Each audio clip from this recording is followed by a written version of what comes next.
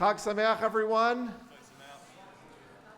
One of the many lessons of the story of our Revelation is when you delay too long on top of the mountain, the people rebel. And I'm mindful of our service getting to a later hour, and the people might be getting hungry towards the end of our service. So what I'm going to do is speak really briefly and then tie the other part of what I wanted to say right before Yizkor. Thursday night, during our Tikkun Leil Shavuot, amongst the beautiful singing led by Rachel and F, someone asked the question, and I'm not really sure what prompted it. It may have been the delicious desserts prepared by Earne, the cheesecakes and other dairy delights that were present. But someone asked, why do we eat dairy on Shavuot, on this holiday? So who has an answer? And just so you know, this isn't one of those where there's one clear answer. This is one of those things where the Jewish people picked up the practice of eating dairy, and then after the fact, different interpretations were offered. So there's one that I really, really love that I actually learned in preparation for this morning, a few that I'm already familiar with, but let's see. Why do you think we eat dairy on Shavuos?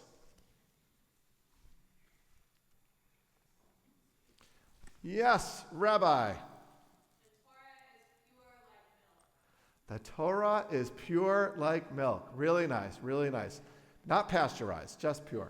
No, thank you, Rabbi. Really nice. Yeah, Rachel. Not to mar the importance and beauty of giving the Torah with killing an animal. Oh, beautiful, beautiful. Yeah, so not to mar the giving of the Torah. Milk is something that is produced by an animal, and we're able to eat it, and without harming an animal or taking its life, shall we say. Beautiful. Thank you. Anyone else? That's all we got? Oh, there we go. Yes. Then I see one over here too. The Jews on getting the Torah from Mount Sinai learned the laws of kashrut and hadn't had a chance to kasher their pots and pans, so they ate dairy. Yes, and that was the answer that I understood to be true, which is before we received the Torah, we did not know the laws of kashrut. And therefore, we didn't know how to slaughter animals and things like that, according to Jewish law. And once we got the Torah, we had to then kasher our vessels, and we didn't have time to do so. So all we ate was dairy. Really nice, really nice. Okay, I saw a hand around this cluster over here. I see a thumb pointing to somebody. Oh, yes, Natan. Dairy can be thought of as coming from the reproductive cycle, the producing the constant life, and in a similar way, the Torah is this cycle of learning that we pass down through generations, and so it could be more connected to this infinite cycle. Beautiful. Dairy as being a part of the cycle of life. Really wonderful. I think I want to get back to that before we do Yizkor, but beautiful, Natan.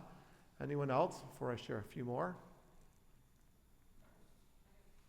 Diana, yeah. I like the idea too that they were in the wilderness, and like God could say, and I'm going to take you to the land filled with milk and honey, Eretz Zavat, Halav Davash. So to me, it's almost like a preview of what they're going to get. Incidentally, the milk was not pasteurized; it was probably goat milk, and the honey was date honey, Ceylon, which happens to be delicious. Yes, really nice. You connected that to the land. It's like foods they couldn't eat yet in the land of Israel, Diana? It was like almost aspirational because they were going to the land of milk and honey. Ah, and beautiful.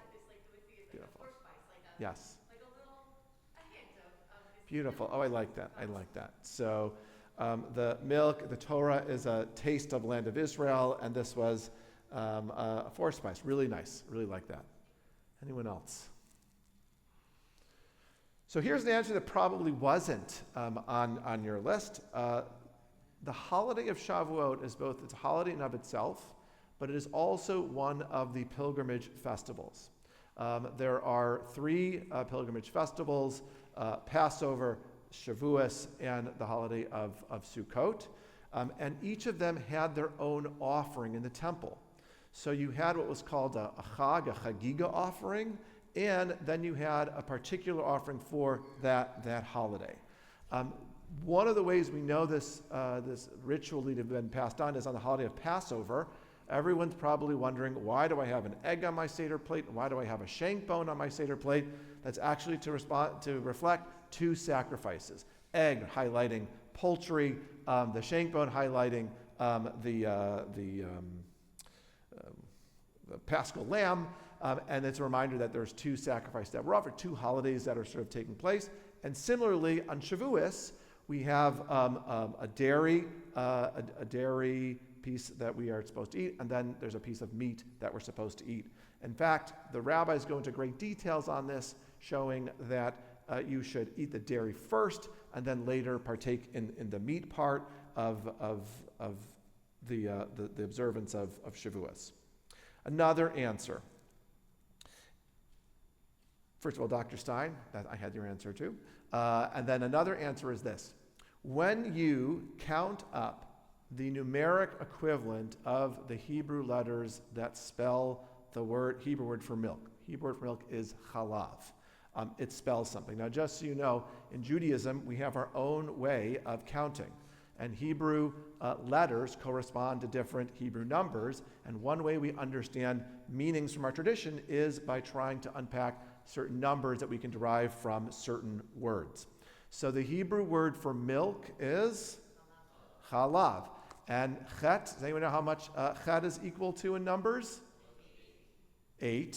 Someone said 11. That was bold. 8. Okay. Think about chai is 18. Okay. So right 8. Okay. We have 8. Lamed is worth how much? 30. Okay. So now we're at 38. Right. And bet is worth how much? 38 plus 2 equals? And how many days and nights was Moses on Mount Sinai? 40. Very good.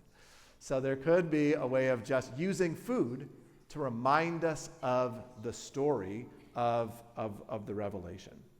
So whether it be understanding the impact of these laws, hinted at Dr. Stein's, whether it be understanding the ritual expression of this holiday, or in the retelling of the story itself, milk can provide different meanings.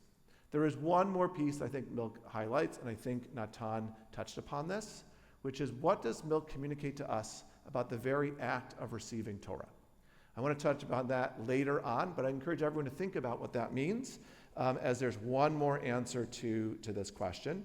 And while we're thinking about that, we'll follow along in our Torah reading, which is found on page 1074.